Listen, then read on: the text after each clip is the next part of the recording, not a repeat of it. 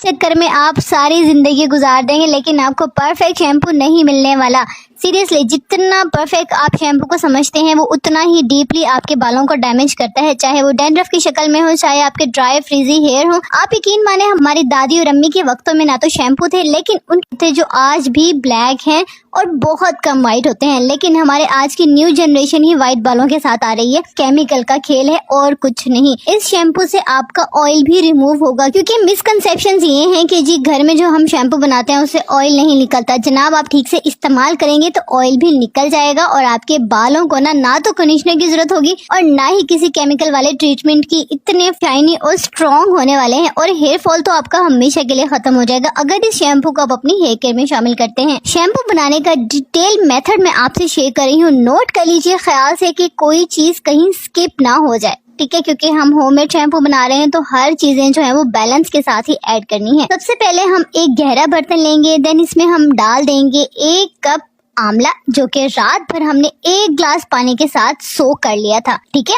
इस गहरे बर्तन में हम डाल देंगे आंवला सोक्ड। नेक्स्ट इंग्रेडिएंट हमारा है शिकाकाई। ये भी हमने 1 कप लिया था और 1 ग्लास पानी के साथ सोक करने के लिए रख दिया था। तो आंवला के साथ शामिल कर देंगे शिकाकाई का पानी। साथ में 1-2 शिकाकाई के आप स्टिक्स भी ऐड कर सकती हैं। अच्छा, एक बात ख्याल रखिएगा कि आपने शिकाकाई के जो सीड्स हैं वो रिमूव कर लेने हैं, क्योंकि वो बालों को थिक और ड्राई कर देते हैं। वो आपने इसमें ऐड नहीं करने। थर्ड, हम इसमें ऐड करेंगे रीठा। ये भी हमने 1 कप लिया था और 1 ग्लास पानी के साथ सोक कर लिया था। रीठे के भी सीड्स आपने पहले से ही अलग कर लेने हैं। इस सोक रीठा को आपने इसके साथ ऐसे ही ऐड नहीं करना, आपने इसको स्ट्रेन करके ऐड करना है। आप कोशिश करें कि इसको कुचल लें ताकि इसका जो अरोमा है वो भी हमें हासिल हो जाए। अब इन तीनों चीजों को आप 30 मिनट के लिए बिल्कुल लो फ्लेम पर रख दीजिए। अब हमारा है सेकेंड स्टेप, जिसके लिए हमें चाहिए aloe vera gel. Fresh aloe vera leaf 1 लिया है मैंने, आप 3 से 4 भी ले सकते हैं।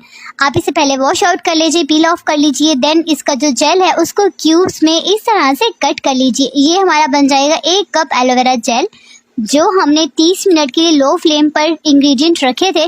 देन उसमें हम ऐड कर देंगे ये एलोवेरा जेल और मजीद 30 मिनट के लिए इसे लो फ्लेम पर भी, इतना फ्लेम होना चाहिए बिल्कुल ना होने के बराबर, 30 मिनट के लिए इसे रख दीजिए।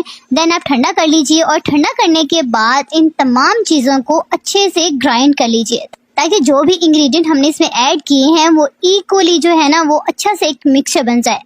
ग्राइंड करने के बाद इसे फाइनली आप स्ट्रेन कर लीजिए। आप बारीक कपड़े से भी इसे स्ट्रेन कर सकते हैं, बेस्ट वैसे कपड़ा ही है, अदरवाइज आप इसे स्ट्रेनर से भी स्ट्रेन कर सकते हैं।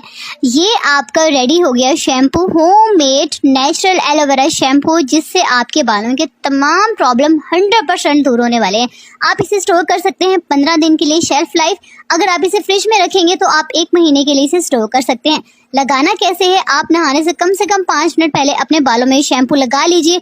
नहाने के दौरान जैसे आम शैम्पू यूज करते हैं वैसे भी आप इसे यूज कर सकते हैं, लेकिन की ड्यूरेशन कम से कम 5 से 6 मिनट आप इसको बालों में लगा रहने दें। देन आपने जो ऑयल वगैरह लगाया होगा इससे वो भी उतर जाएगा। वीडियो कैसी लगी मुझे कमेंट में बताइएगा। अपना ख्याल रखिएगा और अपने इस चैनल का भी।